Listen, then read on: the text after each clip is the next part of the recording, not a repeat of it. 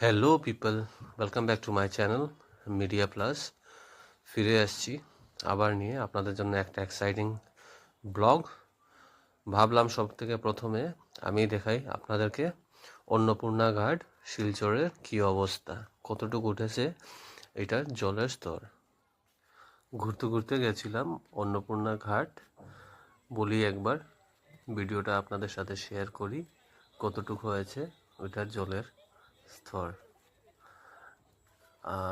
Very normal ছিল, এত একবারে বেশি জল হয়নি। অ্যান্ড আজকের দিনটা এত বেশি রৌদ্র ছিল না, তাও বৃষ্টিও ছিল না। 4-5 দিন পর এরকম দিন দেখা গেছে। আর দেখতে পাচ্ছেন আপনারা এত জল হয়নি, তাও বলি একবার দেখে আসা উচিত কি আর, মানে জলটা কেমন বেড়েছে।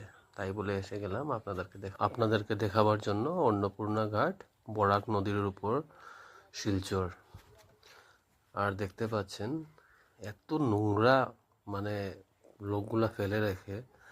এটা একটা নদী, ভালো নদী বরাক, এটাকে ক্লিন করে রাখতে লাগে, যেহেতু এখানে অনেক লোক স্নান করে কিছু পুজোর কর্ম করে এখানে এসে এটাকে ভালো করে রাখা উচিত। তাও দেখুন চারিদিকে নোংরা ফেলে রেখে দেয়, আর এগুলো ঠিক না।